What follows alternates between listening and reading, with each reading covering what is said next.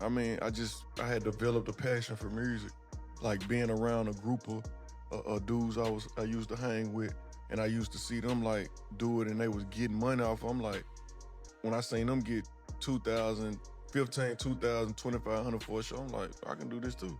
Moneybagg Yo. Yep. What names did you have before Moneybagg Yo? Lil Yo. So just Lil Yo and Moneybagg Yo. They were Rubber Band Yo. Yeah, Lil Yo. See, Like yeah. He gonna get in the car and be like, man, I'm so glad I didn't tell him I used to call myself Iceman. You know, just something. Just so silly. Yeah. Moneybagg Yo just turned 34 years old. And right now, a woman in Shelby County, Tennessee is in court claiming that the Rolls-Royce he used to look rich, she paid for it. The jewelry that built his early image, she funded it. The LLC that holds his brand, she registered it. And after allegedly spending between $1.5 and $2 million helping build one of Memphis's biggest rap careers from the ground up, she says she got cut out completely when the big money arrived. This is the story that the headlines have been reducing to $100 million lawsuit, and Moneybagg Yo exposed, and FAM. The real story is so much more complicated and so much more interesting than that. So we're going to break it all the way down. The woman, the lawsuit, the Rolls-Royce, Rock Nation, and what this case actually says about how rap careers get built when nobody's watching. Let's start where it matters. Kentrell Dwayne White Jr., that's the government name, was born September 22, 1991 in South Memphis. Walker Holmes. If you know Memphis, you know that neighborhood was not handing out shortcuts. His mother raised him as a single parent. The lights weren't always on, real talk. And those experiences became the foundation of everything he would eventually build.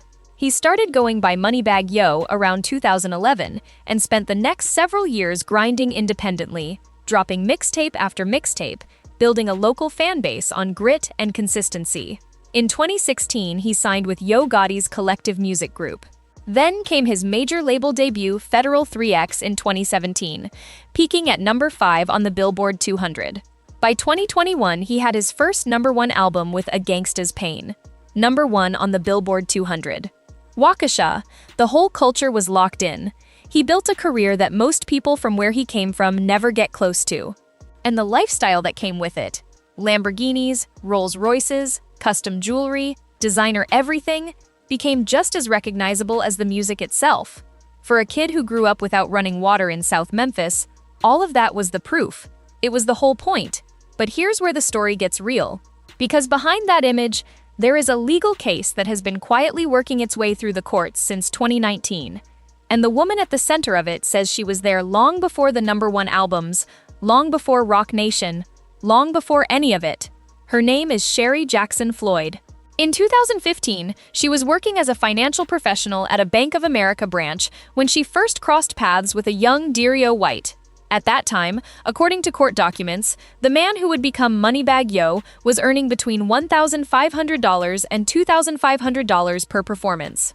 His credit was in bad shape. His finances, according to the complaint, were a mess. But Jackson Floyd saw potential, and the two developed a relationship that deepened significantly toward the end of 2016, right around the time he was signing with CMG.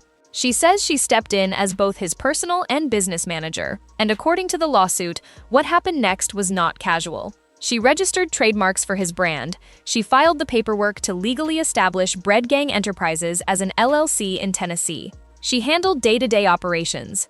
And beyond the administrative work, she allegedly used her own savings and her own credit to invest between $1.5 and $2 million directly into building the Moneybagg Yo brand. Break that down. Her attorney, Ralph Gibson, says she paid off his credit cards when he called asking for help. She purchased $50,000 worth of jewelry for him. She funded social media promotional campaigns to grow his online presence. She helped care for several of his children. And then there's the detail that sent the internet into overdrive. She allegedly put $125,000 down on a Rolls-Royce, the very car that helped project the image of a man who was already rich. According to the complaint, that car was financed using her money and her credit. And in return for all of this, according to court documents, Moneybagg Yo promised her $5,000 per week, a Mercedes-Benz G-Wagon, and 1/3 of all past and future revenues through Bread Gang Enterprises. The complaint states these were handshake agreements, and then goes further.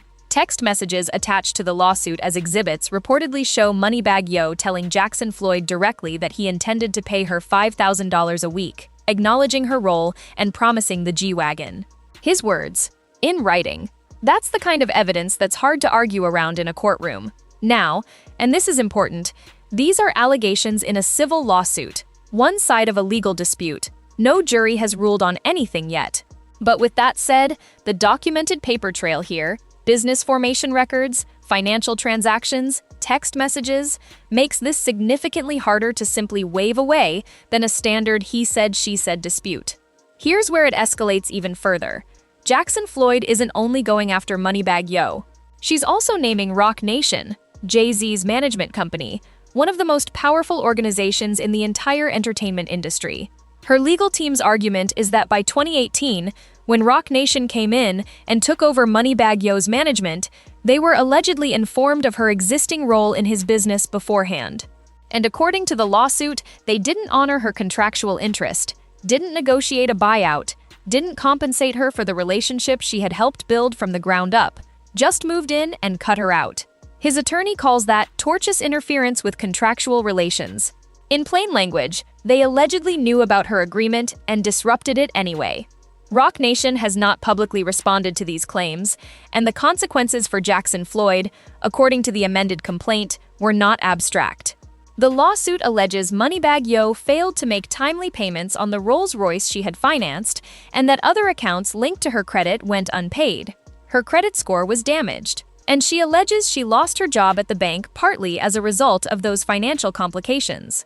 So the woman who allegedly helped finance the image, register the brand, and build the infrastructure for one of Memphis's biggest rap careers ended up losing her banking career in the process.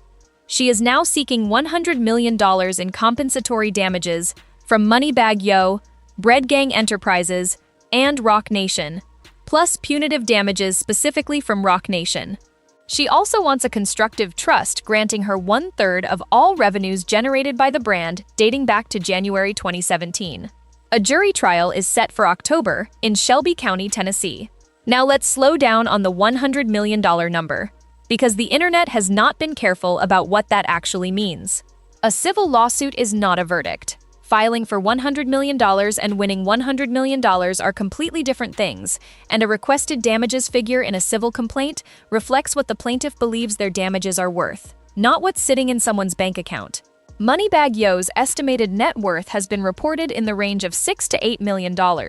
He reportedly earns over $100,000 per performance. He has streaming revenue, touring income, a catalog spanning nearly 15 years, an alkaline water brand, and real estate holdings.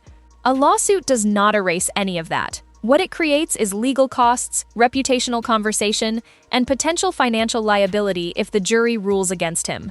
That's serious, but it's different from broke. What this case actually exposes is something much bigger than one rapper's finances. Because the dynamic at the center of it, an early manager pouring money and time and expertise into an artist before they break, operating on handshake agreements and promises of future returns, then getting pushed out when the major management company arrives with institutional power, that is not a Moneybagg Yo story. That is an industry story. That has happened in every era of the music business, to every genre, in every city. Artists in the early stages of their careers rely on people in their immediate orbit who believe in them before the world does. Those people invest without formal legal protection. And when the labels and the national management infrastructure come calling, early relationships sometimes get left behind. The complaint in this case is unusually candid about how this actually works, describing in detail how Jackson Floyd and Moneybagg Yo allegedly worked together specifically to create an image of luxury and success that did not yet reflect his actual financial situation, financing the cars, the jewelry, and the social media presence, making him look like a hot rising rap star before he was one. Look rich before you are rich. Project the lifestyle until the lifestyle is real. That is not unique to Moneybagg Yo. That is the blueprint of modern hip-hop branding. But when the financial relationships underneath that image break down and end up in a courtroom, the gap between the image and the reality becomes very public very fast. The trial is set for October. Both sides will present evidence, text messages will be examined, witnesses will be cross-examined, and a jury in Shelby County will decide what actually happened and what it's worth. We don't know what Moneybagg Yo's defense will bring into that courtroom, and that matters. Because right now, only one side of this story has been told publicly. What we do know is that Sherry Jackson Floyd says she helped build something real, that she has the paper trail to back it up, and that she has been waiting since 2019 for a jury to hear it. That trial is coming, and so are we. Drop your thoughts in the comments. I want to know where you stand on this one. And if you want more breakdowns like this on the real business behind the headlines, you already know what to do.